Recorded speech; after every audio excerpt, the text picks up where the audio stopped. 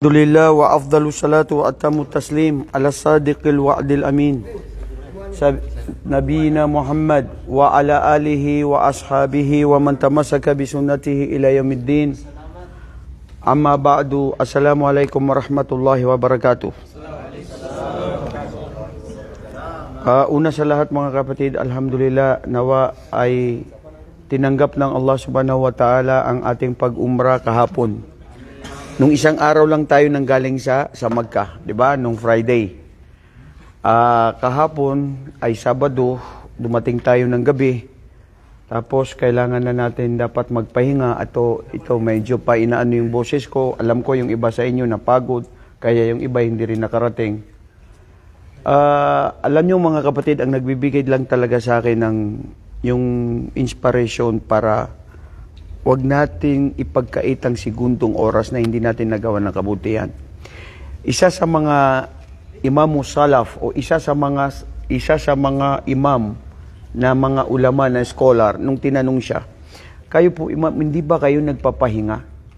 Kung di si Imam Malik o si Imam Ahmad, hindi kayo nagpapahinga sa pagsulat ninyo ng mga hadith, sa pag-aaral ninyo, sa lahat ng mga pagpupursigi, pagdadaawan ninyo? Alam mo bro, ang ganda ng sinagot niya. Sabi niya, ang mundong ito, hindi ito lugar na para magpahinga. Lugar ito na para gumawa ng gawain. Ang tunay na pagpapahinga, pag ikaw ay gumawa ng pagsusumikap sa pagsamba sa Allah, paggawa ng kabutihan, ang resulta nito ay tagumpay. At ang tagumpay, ang tunay na pagpapahinga, ay doon sa libingan at lalong-lalo na sa araw ng paghukom kung ikaw ay tinanggap ng Allah sa paraiso. Yun ang tunay na pagpapahinga bro. Alam mo, ana hada dunya darul amal bilal jaza wal akhirah darul jaza bilal amal. Alamin nyo na ang mundong ito ay lugar ng gawa at kilos, paggawa ng pagsamba, paggawa ng kabutihan na walang gantimpala. Huwag kayo umasa o mag-angkin agad-agad na may gantimpala. Bro, hindi. Ang gantimpala ng Allah pwede niyang ibigay sa oras na yon. Pwedeng ang habag niya, awan niya, pagmamahal niya, ibibigay niya sa mga huling araw o di kaya sa libingan mo at sa araw ng paghukom. Tayo, pag gumawa tayo ng kabutihan, lalo na ito ang sikreto sa paggawa ng ikhlas. Pag gumawa ka ng mabuti, ikhlas, tulong sa kapwa, don't ever expect in return immediately. Huwag kang, alam natin, may hadith ang propeta, anong sinabi niya? Al-jaza'u min jinsil amal. Ibig sabihin kung ano ang ginawa mo, yun ang mapupunla mo. Sa Quran, sinabi ng Allah, hal jaza'ul ihsan illa al-ihsan. Hindi ba ang gantimpala ng mabuti ay maliban sa mabuti? Oo. Pero huwag agad-agad na gusto mo na makuha yun. Kasi, pati nga sa paggawa ng kabutihan, pati sa pag-aaral, pag-aaral mo, sasabihin mo isang araw matatapos mo, bro? Ha? Hindi. Ilang taon ka mag-aaral, dadaan ka ng elementary, high school, college. Pagkatapos nung magiging success ka, balang araw. Ang pag-aaral natin ito, akala nyo, sabi nyo, Ustad, bakit minsan may nagtatanong? Ako rin, itanong ko nung kami mga estudyante pa ng Madina, bakit 7 years na ako ng Madina, 6 years na ako sa Madina, parang wala akong natutunan. Parang wala akong na-memorize. At ganyan ang mga maalam. Hindi dahil kayo ay marami nang naalam, marami nang na-memorize, sasabihin nyo, sapat na yun. Tama yung kasabihan, the more you know, the more you discover yourself that you are unlearned. Sa dami kaya ng hadith ng propeta sallallahu alaihi wasallam. Hindi ba bro? So ibig sabihin, ang mundong ito ay gawa at walang gantimpala at ang araw ng paghukom sa kabilang buhay ang siyang lugar na gantimpala lahat na walang trabaho. Walang paglilitis, walang pag-uutos doon ng Allah na nakapasok ka sa paraiso, sasabihin niya, ito pa ang gawin mo. Mag-ayuno ka. Gumagawa ka ng mga sadaka. May ipinagbabawal, may pinag-uutos. Sa paraiso, meron maganon? Wala. Bro? Wala. Li'anal janna darul jaza. Ang paraiso ng Allah subhanahu wa ta'ala ay lahat tatamasain mo ang lahat ng gantimpala na ibinigay niya. At walang trabaho. Pero ang nakakamangha sa paraiso, mga kapatid, walang parusa, lahat gantimpala. Pero may papuri sa Allah. Ang papuri sa Allah sa araw ng paghukom, sa paraiso ng Allah, ang mga taong tinanggap sa paraiso ng Allah, mga kapatid, walang pagdarasal, walang pag-aayuno, walang pagpapatira pa, yung paghinga mo. Itong katulad nito, humihinga tayo, di ba? Ang paghinga natin doon sa paraiso ay isang uri ng papuri at luwalhati sa Allah. Na wala kang sinasabi. Tignan mo yun, Rashid. Humihinga ka lang, pero sa Allah subhanahu wa ta'ala ay isang papuri at paluwalhati yun sa Kanya. So ano pa kinakailangan mo? Kasi mga kapatid, ang Allah hindi nangangailangan ng pagsamba natin. Brother Rais. Hindi kailangan ng Allah na sambahin natin siya. Hindi kailangan ng Allah na tayo ay magpakabuti dahil makakadagdag sa Kanyang kapangyarihan. Akida natin, pananampalataya natin, bago pa tayo malikas sa mundo, bago pa likay ng mundo, ang nandito sa mundo, labas ng mundo, nandyan na ang Allah. Nandyan na si Allah. Huwal awwal wa laysa qablahu shay, wa huwal akhiru wa laysa ba'dahu shay. Hindi siya nangangailangan. Wa huwa ghaniyun anil hamd. Pinakamayaman siya sa pinupuri. Maski mawala tayo lahat, maski namatay lahat ng tao, lahat ng mga anghel, lahat ng mga engkanto, lahat ng nilikha niya, nag-iisa siya wa huwal wahidul qahar. Nag-iisa siya sa kanyang pagka-Diyos na hindi na nangangailangan ng sinuman. Allahu Akbar. Kaya mga kapatid, bakit ko so na-share sa inyo? Kung magpapahinga tayo kanina, wala. Facebook lang, tulog, mamaya makakita ka pa dyan ng haram. Diba? Itong ganito, napakalugod ito sa Allah at itong hinahanap-hanap ng isang Muslim, bro. Dahil hindi mo alam. Mamaya, isang araw, hindi mo alam kung darating si kamatayan. Ito, kanina, sinasabi ni Kwan, yung ano mo, ustad, iganyan mo. Kasi parang yan si Malakal Maut. Bakit? Natatakot ka kay Malakal Maut, bro? Ha? Yung sa mga ano? Ya Allah, patawad. Kahabagan kami. Ang pagtitipo nito ay para sa iyo, Ya Allah. Iniling namin sa iyo ang iyong kaluguran. Allahumma amin. Welcome kapatid na Kevin sa kapatiran na tunay na kapatiran sa Islam. Na wala tayong, walang, sa ibang kapatiran bro, ano yung, may mga kondisyon. Di ba? At merong kang, may kondisyon at meron kang, may hazing, at kailangan magbigay ka ng mga ganito. May mga monthly dues na ibibigay. Sa Islam bro, wala. Puso na dalisay. Mahalin mo ang kapatid mo sa Islam, mahal ka na ng Allah. Subhanallah. You look at this, the secret and the secret of our faith in our heart. Mahalin mo lang yung tao na kapatid mo sa Islam, alam nyo ni Allah, mahal ka ng Allah dahil sa pagmamahal mo sa Kanya. Hindi tayo nangangailangan na bro, magluto ka ng rice. Hindi ko sinabi magluto ka ng puto. Ha? O palutuin mo si misis mo ng puto. Wallahi, dito, wala pang pagkain dito, nagtitipo na itong mga kapatiran. Nagkaroon lang na nagdagdadala ng kape si Victa at yung iba nagdodonate, okay yun. Kasi hindi man natin kailangan ng pagkain para mag-aral. Di ba bro? Ngayon mga kapatid, sa kakulangan ng oras natin, dadako tayo sa mga fabricated hadith. Nakuha na natin yung mga patungkol sa mga salita ni propeta at ang kanyang mga sunnah.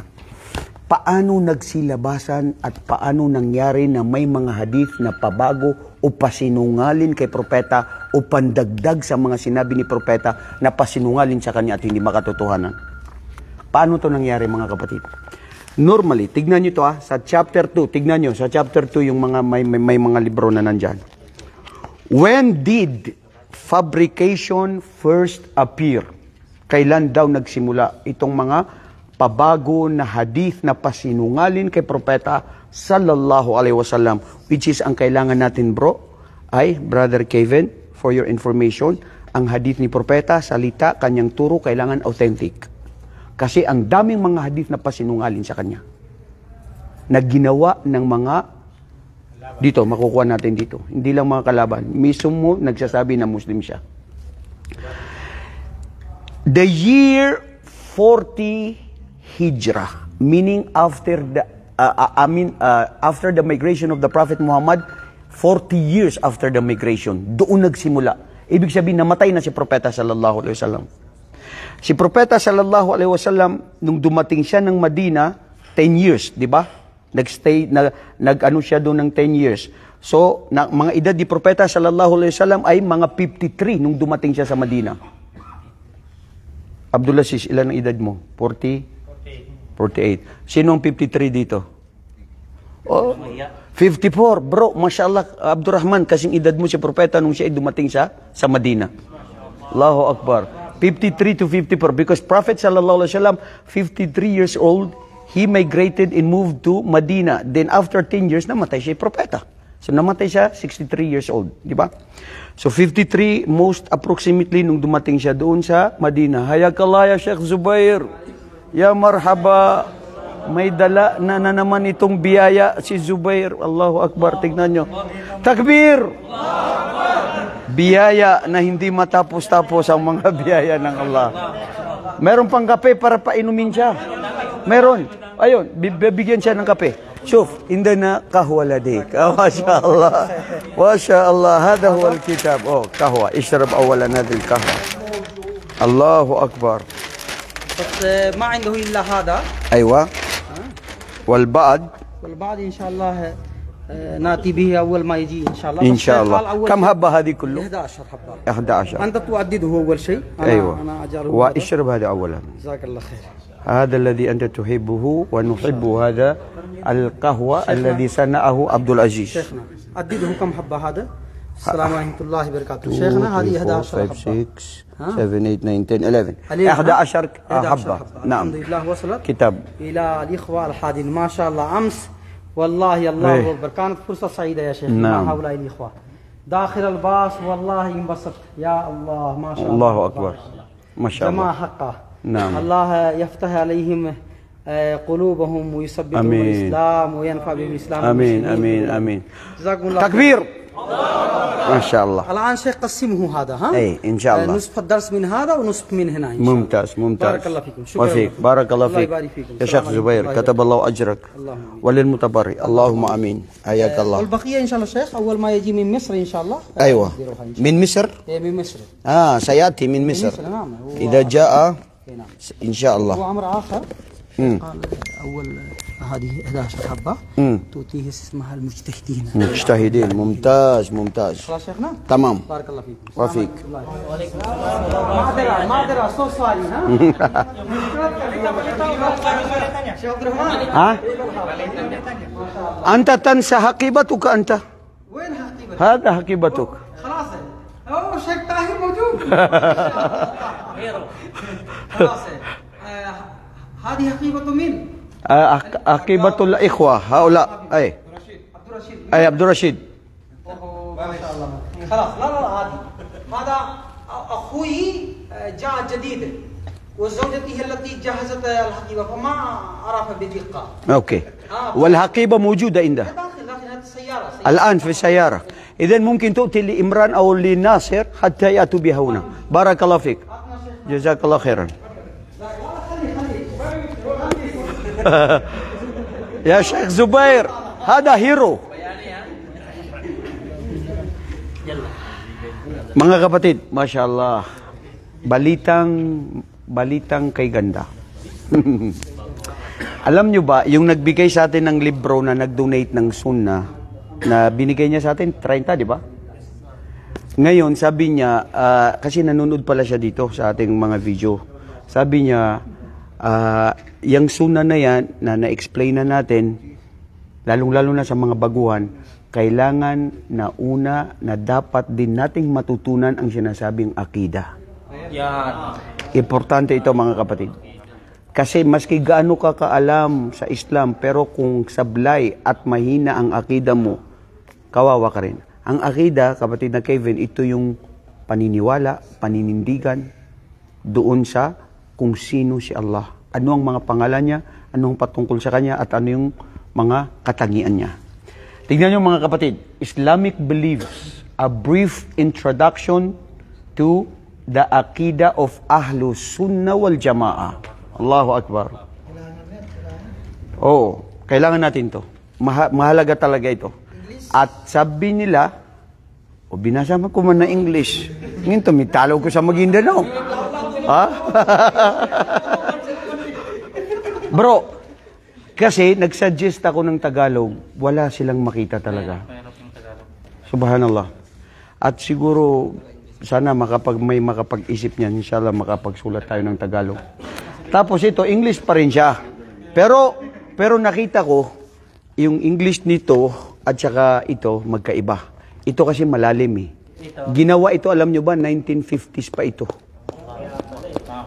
At ang ulaman nito ay galing pa sa Egypt, sa Misr. Pero okay yung akida niya. Ahlus Sunnah, pero maganda yung akida niya. Pero ito, contemporary na yung mga simple English na ginagamit.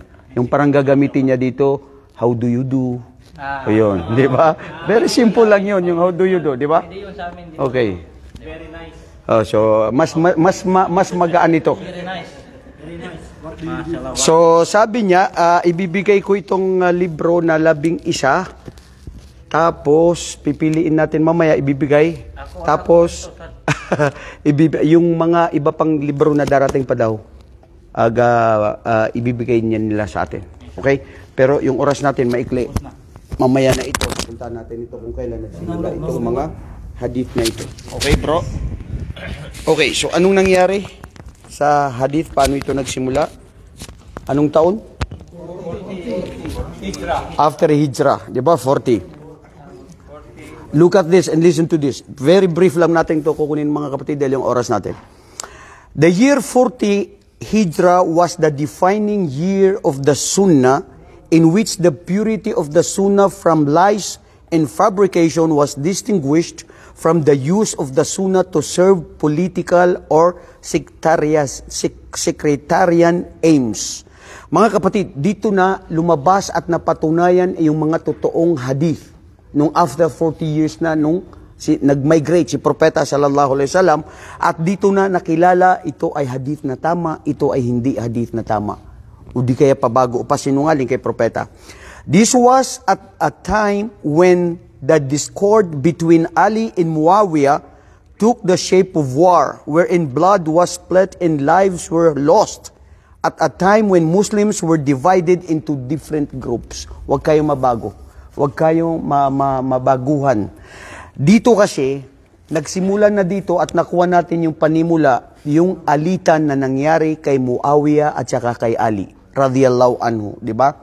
Nung namatay si Uthman ibn Affan, ang pumalit ay si Ali radiyallahu anhu.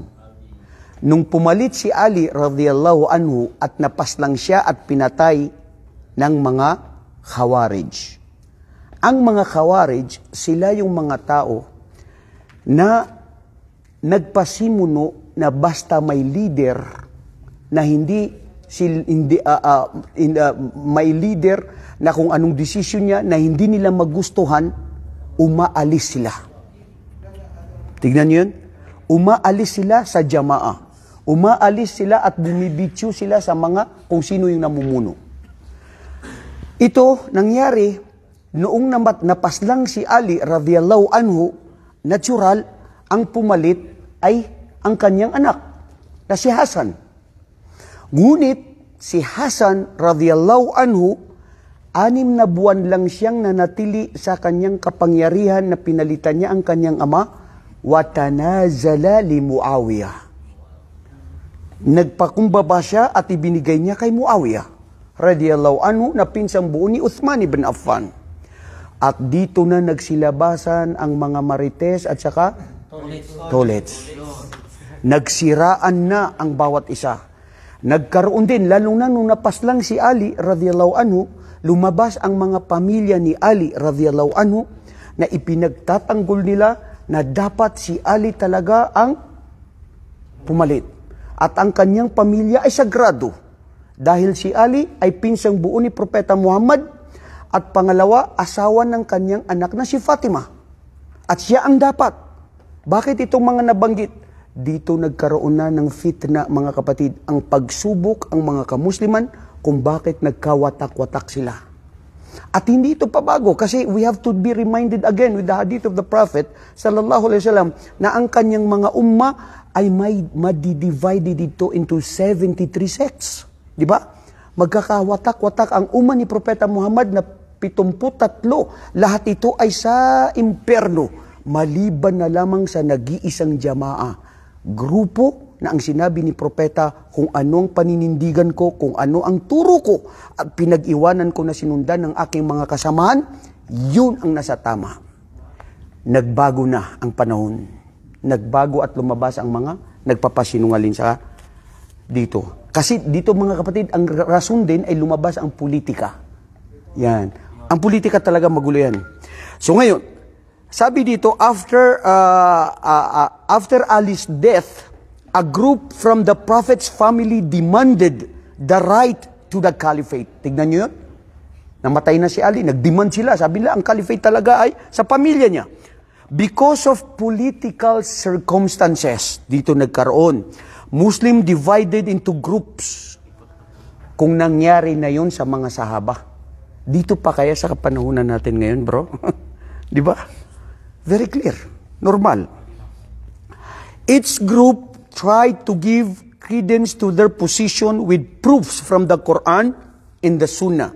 And obviously, those two sources did not support every group in all their claims. Some groups began to interpret the Quran falsely and to give implausible meanings to the Sunnah. Mga kapatid, subhanallah, nagsilabasan na yung mga taong yun kung anong interpretasyon nila doon sa sarili nilang kuro-kuro at hindi na sa totoong pinaliwanag ni propeta at sa mga sahaba. Kumbaga, imanto na tabi'ah, na imanto na yung ibang tao na nagsasabi na lang ng Quran o di kaya Sunnah na doon lang sa kanyang pag-iisip. Sa naintindihan niya. Hindi. Dapat kung paano naintindihan at ipinaliwanag ito ng mga sahaba. Hindi sa sariling kuro-kuro mo. Ano ang kalingkingan ng kaalaman mo na ikumpara doon sa mga sahaba? O di kaya sa mga ulama? Di ba bro? Kaya kailangan ang isang Muslim, ang isang da'i, kayo na nag-aaral, tayo na nag-aaral, pag nagbigay tayo ng aralin patungkol sa Islam, mayroong itong pinanggalingan sa mga ulama, sa mga tabi'in, o sa mga kasamahan ni Propeta sallallahu alaihi wasallam. At dito nagkaroon, for a great number, page 110, for a great number of Muslims had already memorized. May mga naka-memorize na bro, mga kapatid, sa Quran, sa time na yon. And it recited it and related it. From this point on hadith, fabrication began to spread. Nagkaroon na ng mga pabago. Makukuha natin dito ano yung mga pabago na nabago sa mga hadith.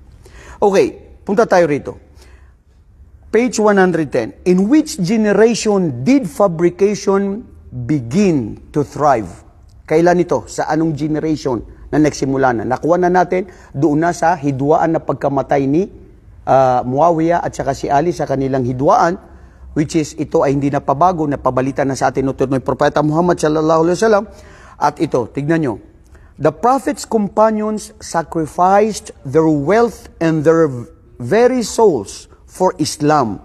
They left their homeland and relatives. The love and fear of Allah was intermingled in their blood and flesh. Wallahi, subhanallah. Ang mga sahaba, ang mga kasamahan ni propeta, ang kanilang pera, ang kanilang buhay, ang kanilang mga mahal sa buhay, iniwanan yun para sa propeta. Iniwanan yun lahat para sa Islam. Ito kanina, ang ginagawa ko. Sabi ko kanina dito kay Ismail, dapat nagpapahinga tayo ngayon, galing tayo sa umrah. Hindi natin alam, bukas mamaya, lilisanin natin ang mundo, kapatid na Abdul Aziz, di ba? So habang may lakas pa, gawin. Tignan niyo ang mga sahaba. Si Imam Malik o si Imam Abu Hanifa, Allahu Akbar. From nandoon lang siya sa isang lugar, from Madina, pupunta siya sa Sham. Pupunta siya sa isang lugar. Alam niyo ang Sham, bro? Kung nasa Madina, nag-Madina tayo nung isang araw, di ba? Sa Madina, pupunta ka ng Damascus. Nakasakay ka lang ng kamelyo. Ano ang kukunin dun, bro? Ano ang alamin dun? Iisang hadith na salita ni Propeta Muhammad. Tayo, nandito na ang mga hadith ni Propeta. Tinipon na ito ng mga pantas. Naisulat na sa mga libro. Nahiwalay ang mga totoong hadith at ang mga pasinungaling ng mga hadith. Nasaan tayo para hindi natin saliksikin at basahin? Matutulog ka lang? Walang papupunta ng buhay natin mga kapatid. Wallahi, ang buhay sa mundo, paggawa, pagpursigi, habang may oras, habang may lakas. Dahil may oras na magtigulang ka, hindi mo na kaya, may sakit ka na, hindi mo na kayang gawin ang gusto mo. So ito ang nangyari mga kapatid. Ibinuhos nila ang buhay nila. It is quite impossible then to imagine that this blessed generation would fabricate lies against the prophet, no matter how tempting the situation might have been. Nakakapagtaka naman sa generation na yon, na yung mga totoong tao na mga iginugol nila ang oras nila sa buhay nila kay Propeta Muhammad sallallahu alaihi wasallam ay maggagawa sila ng mga pabago o pasinungaling kay Propeta. Kasi alam na ni Propeta na mayroon ng hihiwalay. Mayroon nang magpapabago. Hindi pa nga namatay si Propeta Muhammad sallallahu alaihi wasallam, doon pa sa kapanahonan niya, nakita niyo na si Abdullah ibn Salul, isang pinakamalaking munafik. Sa Madina, na siya ang nagbigay ng nagpabalita na may nangyari sa asawa ni Propeta Muhammad na si Aisha.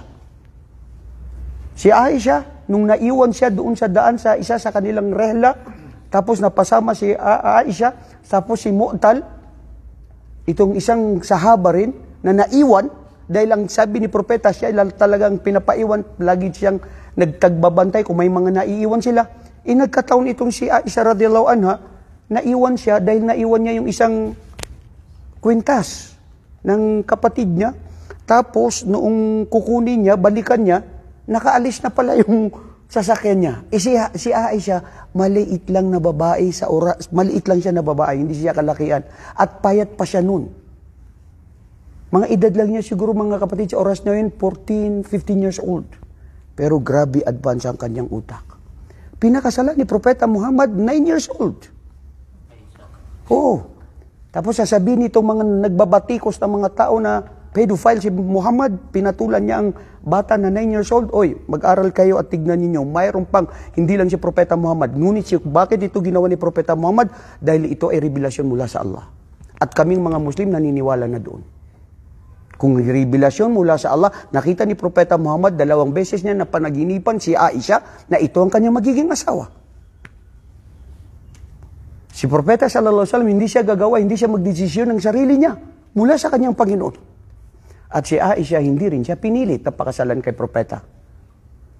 Ngunit yun nga, ang nangyari, yung si Mu'tal nung naiwan, sabi, wallahi, wala mang komunikasyon na nangyari sa amin ni Aisha.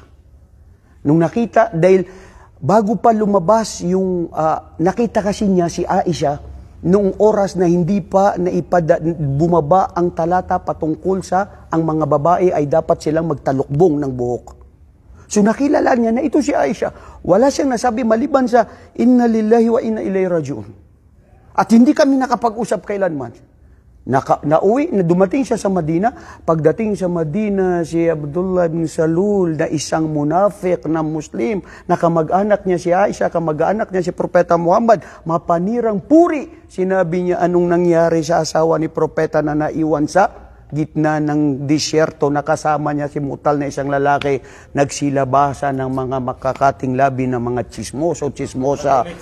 Sabi nila, bakit ito nangyari? Wallahi mga kapatid, ang aral dito, bumalita na ang lahat ng patungkol kay Aisha na nagkaroon siya ng relasyon doon sa lalaking yun, wala man siyang kaalam-alam. Pero sa bandang huli, wallahi nagpababa ang Allah subhanahu wa ta'ala ng aya patungkol dito na anumang fitna, pagsubok na dumating sa inyo, huwag nyo isipin na masama ito sa inyo. Bal huwa khairul lakum. Yan ay mabuti sa inyo. Mapapatunayan kung sino yung totoo na dalisay at kung sino yung mga mapagpanggap at hindi mga munafik. At minsan, yung mga hindi mo matanggap, mayroong blessing doon ng Allah. Na yun pala ang mabuti sa iyo na mangyari. Anyway, hindi natin yung pupuntahan kasi mahabang istorya doon. So, ang punto rito mga kapatid, well-known na saying, isa rito sa mga nangyari, no? Katulad ng saying na dito, well-known among them was the saying of the Messenger of Allah subhanahu wa ta'ala. Indeed, lying about me is not like lying about anyone else. And this is true. Ang pagpapasinungaling kay Propeta Muhammad ay hindi siya katulad ng pagpapasinungaling ng ibang kahit sinong tao. Mas matindi ang kasalanan, mas masidi ang pagpasinungalin mo kay Propeta sallallahu alaihi wasallam. Kaya sinabi ni Propeta sallallahu alaihi wasallam, "Man kadzdzaba alayya muta'ammidan falyatabawwa maq'adahu minan nar." Sa ano to matatagpuan? Famous hadith ito mga kapatid na hadithun mutawatir. Ang hadithun mutawatir na kuha natin, hindi lang isa ang sahaba ang nagbigkas, marami ang nagbigkas dito ng mga sahaba. Ang sinabi dito, indeed, sabi ng Propeta sallallahu alaihi wasallam, whoever lies about me on purpose, then let him his seat in the hellfire. Ang sino magpasinungalin kay Propeta Muhammad sa araw ng paghukom, mayroon siyang matinding upuan diyon na nagliliyab na apoy. Dito dapat tayo maingat sa kung paano. Mga kapatid, gusto ko lang bigyan ito din itong dito sa page 111. Si Omar ibn al-Khattab, nakita natin nung una yung sa pagtanggap niya sa mga hadith, di ba? Ang pagtanggap niya sa mga hadith kailangan authentic. Kailangan dalawa. Pero kung totoong pagkakatiwala nitong sahaba, maski isa lang ang nagriwaya. At si Omar ibn al-Khattab, napaka-stricto, napakatapang niya, pero tumatanggap siya ng katotohanan. At yan ang scholar, at yan ang ulama, at yan ang Muslim, at yan ang da'i. Anong nasabi mo na kung may mali at pamintas ng mga tao na napunan nila na mali ka, alamin mo na kung totoong mali ka, tanggapin mo ang kamalian mo. Huwag mo pa iralin na ikaw ay maalam, ikaw ay isang leader. Tamo ha? On the occasion, Omar was delivering a sermon when a woman stood up in the gathering which was packed with companions and said, "Wait, O Omar!" Allahu Akbar. Isang babae, sinabihan si Amirul Mu'minin. Sandali lang, sabi niya Omar. Allah gave to us and deprive us, and you deprive us. Did Allah not say in the Holy Quran, وَآتَيْنَاهُمْ إِحْدَاهُنَّ قِنْطَارًا. And you have given one of them a great amount of gold, mahar, marriage, and do not take back least of bit of it, sabi dito. And Omar responded, sabi dito ni Omar, the woman is correct, and the man has erred. Ibig sabihin, nagkamali yung tao na hindi siya nagbigay doon sa tao na hindi ka magbigay ng mahar. May mga kaganapan dito na si Omar ibn al-Khattab nagpakumbaba, tinanggap niya ano ang narinig niya sa mga katotohanan na sinasabi ng mga sahaba na may katotohanan na relying on the authentic hadith. So, dito, mga kapatid, tignan niyo itong sa page 112. In a similar incident, Ali radhiyallahu anhu argued against Omar's decision to stone a pregnant woman who had committed adultery. Si Omar ibn al-Khattab, sa kapanahunan niya, pagbatas ng Islam, isasagawa talaga yan. May dumating na babae na nangalunya. May asawa siya, nagkaroon siya ng relasyon sa iba. Ang batas ng Islam ay paslangin, patayin. Mga kapatid, so wallahi, maaaring sasabihin, bakit napaka-stricto sa Islam? Hindi. Batas ito ng Allah. Batas ng tagapaglikha natin. Hindi natin ito batas. At wallahi, sabi ng Allah sa Quran, walakum fil qisasi hayatu ya ulil albab. O kayo na binigyan ng tamang pag-iisip, ang kisas, ibig sabihin yung pagpaslang sa taong pumaslang, pumatay, ay ito ay magbibigay sa inyo ng magandang kabuhayan. Sino nagsabi? Ang Allah. Mapoprotektahan ng buhay ng bawat isa. Kasi kung ang pumatay, ang pumaslang, ay hindi siya ikikitas, hindi siya papaslangin, ayon sa Sharia ng Islam, magpapatay-patay na lang siya. Kasi hindi siya lilitisin. Pero dito sa Saudi Arabia, kung saan lugar na mayroong Islam, pag pumatay ka, pumaslang ka, papatayin ka rin. Bakit? Yun ang batas ng Islam. Yun ang batas ng Allah subhanahu wa ta'ala. Dahil kung hindi, ano mangyayari? Tignan nyo ang mga lugar na pumapatay tapos pinoprotektahan siya. At hindi siya pinapaslang. Ang daming patayan na nangyayari. Pero dito, kung bakit natatakot tayo, na gumawa ng pumatay, maski minsan may namit ako ng, wallahi sabi niya, kung hindi lang tayo dito sa Saudi Arabia, napugutan na itong ulo niya. Isada. Malay Islam lang nagpapagil sa akin. Kasi nahiblad na ako dito. Kasi napapalitan na siya ng Satan. Di ba? Pero ang nagpapapigil sa atin na pumaslang, pumatay, ay dahil sa Islam. Dahil sa batas ng Islam. Dahil sa Sharia ng Allah subhanahu wa ta'ala. O, ngayon, si Omar ibn al-Khattab committed adultery yung babae, saying, if Allah has made a way against her, He, the Prophet sallallahu alaihi wasallam, has not made a way for you against what is in her belly or womb. Omar reversed his decision, saying, if it were not for Ali, Omar would have been destroyed. Allahu Akbar. Mashallah, ang ganda ng decision ni Omar. Sabi ni Ali radhiyallahu anhu kay Omar, sabi niya, Omar, sandali, huwag kang maglilitis-litis, huwag kang magdire-diretso. Ano ba yung tawag doon sa pagbilis-bilis, Tagalog? Huwag kang padalos-dalos ng desisyon. Hindi mo ba alam sa kapanahunan ni Propeta Muhammad, may dumating sa kanya na babae at sinabi niya, usugo ng Allah, patawarin ako ng Allah, ihatol mo sa akin ngayon na ako'y nakapangalo niya. Anong sinabi ni Propeta Muhammad? Hindi niya pinansin sa una. Dumating ang babae dahil siya ay nagsisi ng kanyang kasalanan at gusto niya na yung paratang at yung parusa ng Allah ay dito pa lang sa mundo ay makamit niya, wag lang sa araw ng paghukom. Anong sinabi ni Propeta Muhammad? Umalis ka dito sa harap ko, babae, at alagaan mo muna pagkatapos mo mailuwal yung bata. Hindi hinusgahan ni Propeta Muhammad sallallahu alaihi wasallam na paslangin ang babaeng ito. At nung naipanganak ang babaeng ito, ang sinabi ni Propeta Muhammad, alagaan mo muna yung anak mo. So it takes time. Ang Islam hindi siya extreme. Nandyan ang batas ng Islam, nandyan yung Sharia ng Islam. Pero hindi nangangahulugan ang batas at Sharia ng Islam ay kung dahil siya ay extreme at yun ang kukunin mo at gagawin mo. Hindi bro, hindi ganun yun. Si Omar ibn al-Khattab sa kapanahunan, di ba? Napaka-strict niya. Sino yung mga nagnakaw? Sa Islam, ano? Wasariku wasarikatu faqta'u aydiyahuma. Sabi ng Allah, ang mga tao na nagdanakaw, mga kababaihan, mga lalaki, putulin ang kanilang mga kamay. Batasyon ng Allah mismo sa Quran. Si Omar ibn al-Khattab, sa oras na yun, sa kapanahunan niya, may period, may oras na ipinahinto niya. Sabi niya, sandali, ang dami na puputulan ng kamay. Anong nangyari dito sa mga tao? Nagpagawa muna siya ng komisyon ng mga tao. Sabi nila, alamin ninyo, anong dahilan ko bakit maraming nakakapagnakaw? Maraming hindi nakakakain. Maraming nagugutom. Exemption to the rule. Sabi niyo, Omar, sandali. Ipapatigil mo muna natin yan. So, ganun.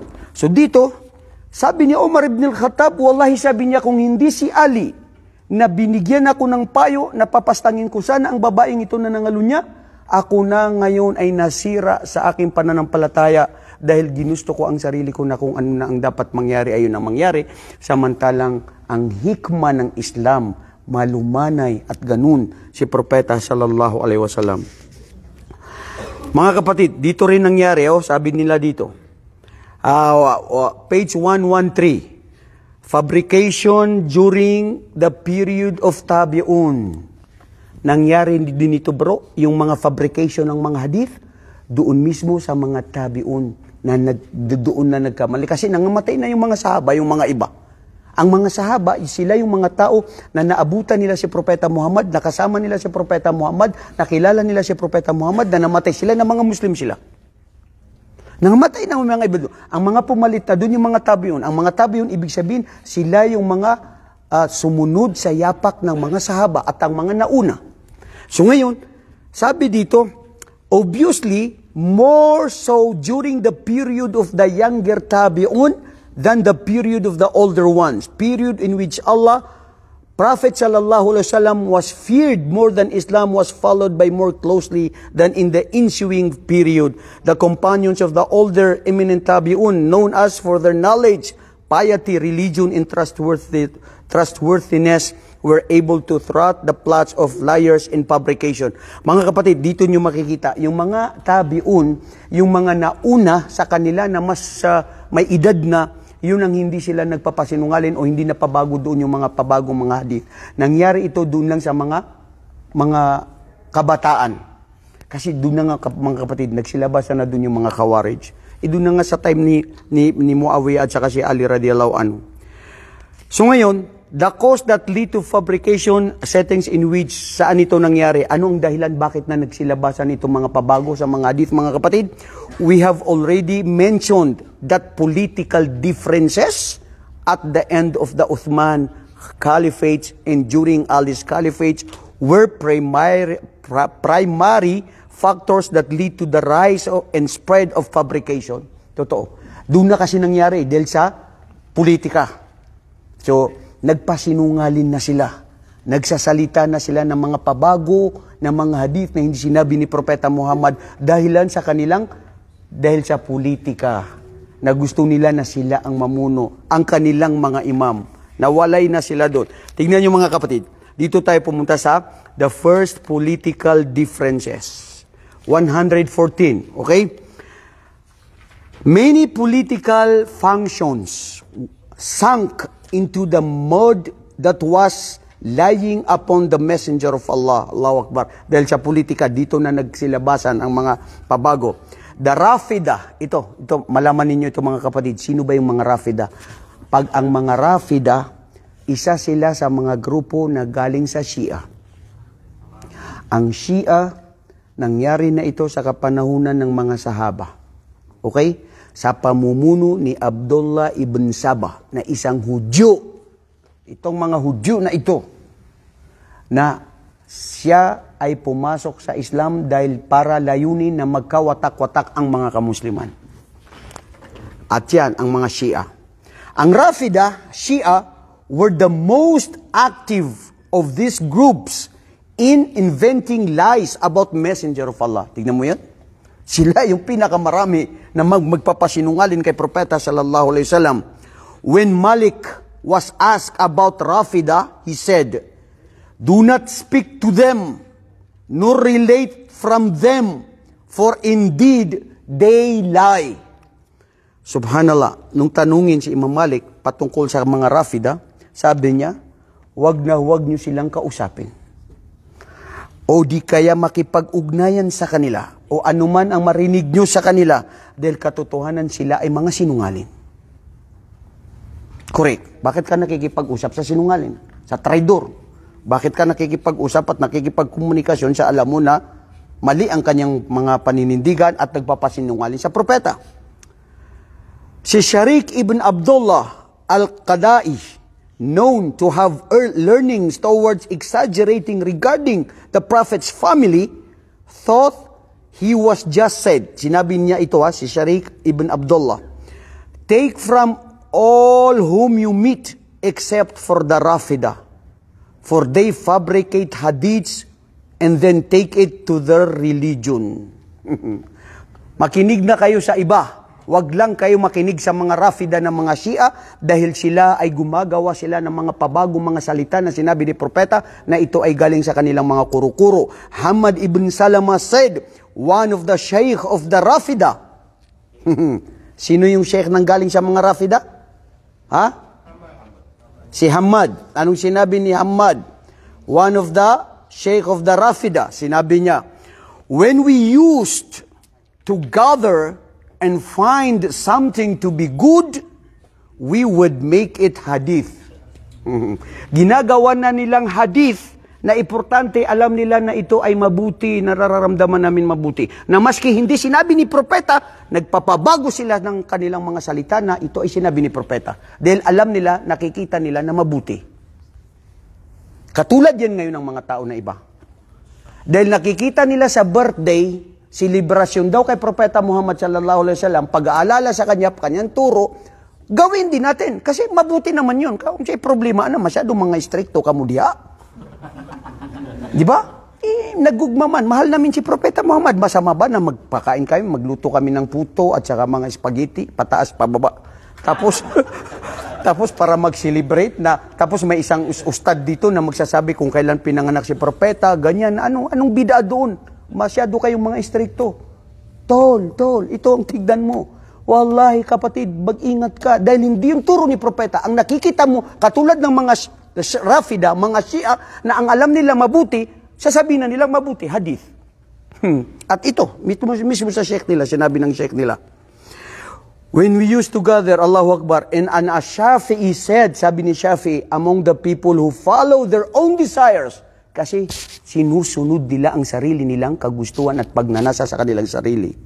I have not seen a group be witness no more lies than the Rafida. Wala akong nakita ng mga grupo ng mga tao na mga sinungalin ay ang mga Rafida, ng mga Shia.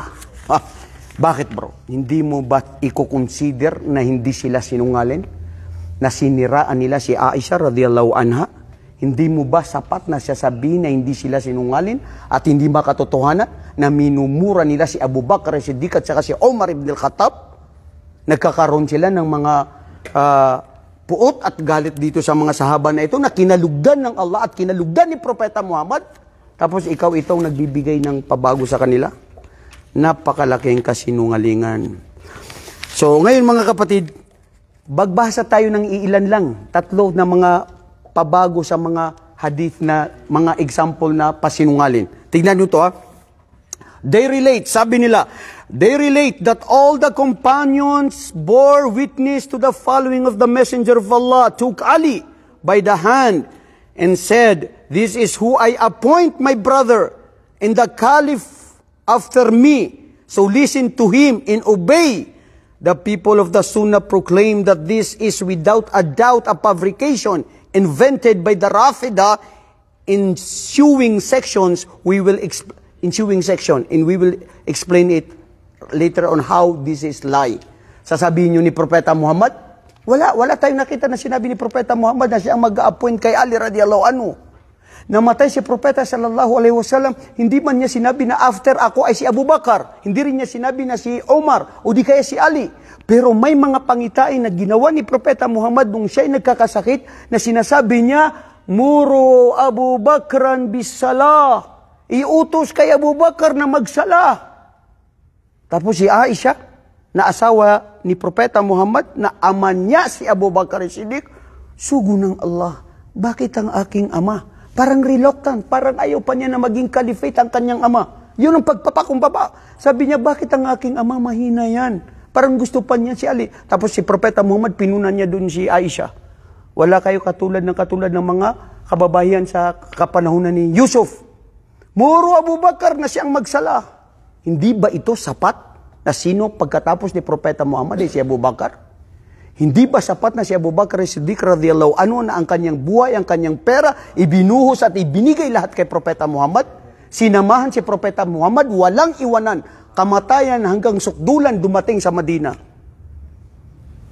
Abu Bakr as-Siddiq.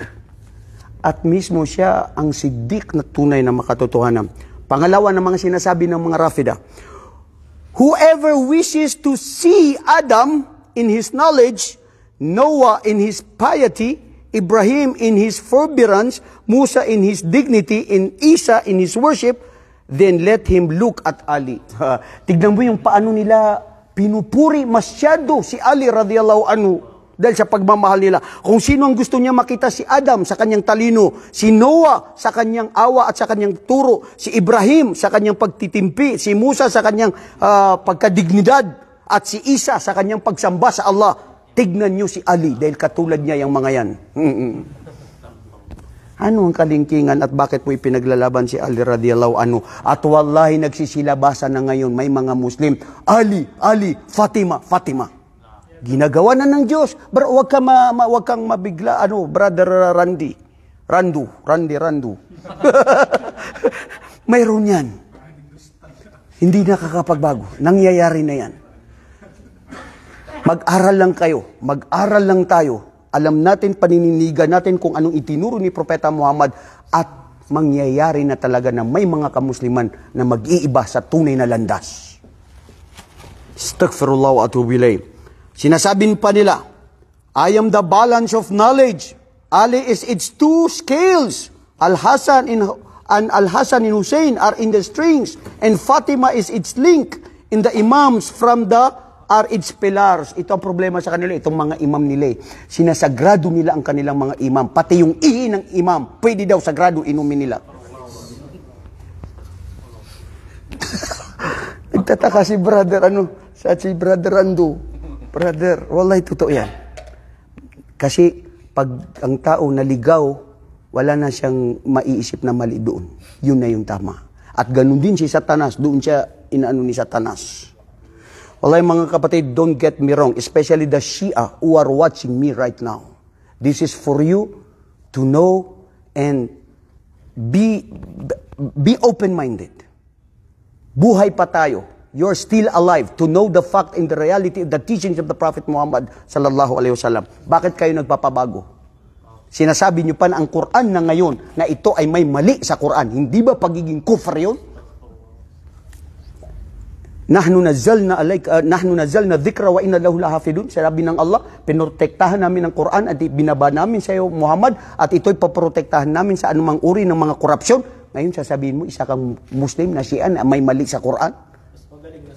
Mas magaling pa sila. La hawla wala quwwata illa billah. The love of Ali, ang pagmamahal kay Ali is good in with one is not harmed by sin. Mahalin mo lang si Ali. Anong pagkakasala mo ay hindi ka maapektado. Mahalin mo lang. Ay, katulad yan ngayon sa mga iba. Mahalin mo si Kristo. Maniwala ka kay Kristo. Save ka na. Ganun ba yun, bro? Di ba? Ano yung sa Kristiyano? Mahalin mo. Maniwala ka lang kay Hesus Kristo at ikaw ay maililigtas. Kailan lang, maraming beses na mayroon yung mga video ko, mayroong nagtitext na hindi ko alam yung pangalan nun. Lagi nakikita ko ang katuruan ni Hesus Kristo, ang siyang tunay na daan patungo sa katotohanan. La ilaha illallah. Alos lahat ng mga video ko, yun ang sinasabi niya, pagmamahal kay Hesus Kristo. Tapos, nag-set ako, inano ko siya para sabi ko, para at least naibagi ko ng lahat. Sabi ko, bro, tama ka. Mahalin natin si Hesus Kristo, tanggapin ang kanyang turo, at ang turo niya ay maniwala sa tunay na nag-iisang Diyos. Tapos sinamba lahat ng mga propeta, pagsuko, pagsurrender sa Allah subhanahu wa ta'ala. Ang sino mang sumunod sa turo ni Hesus Kristo sa kapanahunan niya, na ang kapanahunan ng turo niya ay ang tauhid, sa katulad ng turo ngayon ni Propeta Muhammad, maliligtas. Wala, ibang video na naman. Yun ang kinakampi niya si Hesus Kristo. Maniwala ka daw sa kanya, maliligtas ka na. Panghuli mga kapatid, Allahu Akbar, ang mga Rafida, the Rafida went extremes. Dito sila, mga naging extreme sila. Inventing hadith, look at this, page 115. Inventing hadith that corresponded to their desires. A good number of narrations they fabricated for an al-irshad. Khalid said, the Rafda make up approximately 300,000 hadith in which Ali and Prophet's family were praised. Grabe yung kanilang pag-praise sa pamilya ni Ali at saka si Fatima at ang pamilya. Kasi nasabi nila mga Ahlul Bayt. Sila yung mga Ahlul Bayt. At dito rin bro, nagsilabasan, likewise, yung mga supporters nila kay Muawiyah at yung mga pagsabi nila ng mga mali na hindi makatotohanan kay Muawiyah radhiyallahu anhu na kinalugdan ng Allah. Isa kang Muslim na naniniwala na si Muawiyah na mahal ni Propeta Muhammad, at totoo yan sa Bukhari, sa Muslim matatagpuan yan, na nagriwaya siya na kana katiban lil wahi.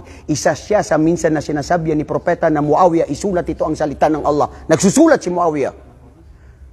At si Muawiyah radhiyallahu anhu, oo, ina niya si Hind, ama niya si Abu Sufyan. Anuman ang pagkagalit puot nila sa mga kamusliman sa Islam noon, ang Islam, magbago ka lang, anumang kasalanan mo, magbalik loob ka sa Allah, at taubatu tajubu ma qablaha. Ang pagbabalik loob at pagtatawba sa Allah, mapapawala niya ang lahat ng mga kasalanan mo. Tapos sasabihin mo si Muawiyah munafik. Sasabihin mo si Muawiyah ay kinamumuhian, at sinabi mo na si Muawiyah ay nagmurtad. Nasaan ang kalingkingan mo, kapatid? Matakot ka sa Allah habang buhay ka pa kung hindi ka mapatawad ng Allah sa mga maling paratang mo sa mga sahaba na kinalugdan ni Propeta at mahal ng Allah subhanahu wa ta'ala. Tapos ikaw ito, mag-iingat kayo sa mga tao na ganyan ang kanilang mga turo. Wallahi, wala sa atin maliban illal balagul mubin. Nasa sa inyo kung kayo ay maniniwala sa ganong mga uri ng mga turo. Naintindihan nyo, bro? Oh, si Kevin, baka nabibigla na si Kevin. Na, ano ba itong mga turo ni Ustad Amrullah na kuan? Bro, ganito lang tayo magturo. Pero ito ang dapat paniliksik ng katotohanan, ha? Kaalaman. Since bago ka pa lang, pero mayroon ka ng mga nakuwang mga bago na mga babasahin, di ba? Paano magsala, bago ka lang. Kung ito kasi naging advance na kami, ilang taon na kami nag-aaral dito. So alhamdulillah, nandito ka pa rin, mag-aaral ka lang bro. At inshallah, gabayan tayo ng Allah, panatilihin tayo sa kanyang relihiyon, patawarin tayo sa ating mga kasalanan, dagdagan ang ating kaalaman. Allahumma amin. Astaghfiruka wa atubu ilaik. Sandali, yung iba ay bibigyan ko sa susunod na lang. Sa susunod. Itong mga bago ito muna. Very good, mashallah. Ito ang pagkakapatiran. Wa yu'thiruna ala anfusihim walau kana bihim khasasa. Ittaqillah ma indaka. Ito yung mga bago, mashallah.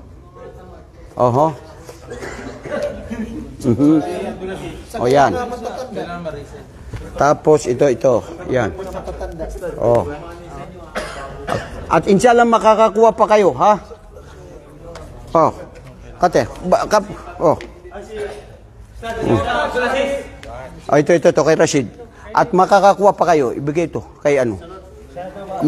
Walang problema, yung hindi makakukuha, katulad ko, makakakuha pa tayo. Kasi inshallah ko, kumpletuhin nila na 35 ang ibibigay nila. Okay bro, hanggang muli. Assalamualaikum warahmatullahi wabarakatuh.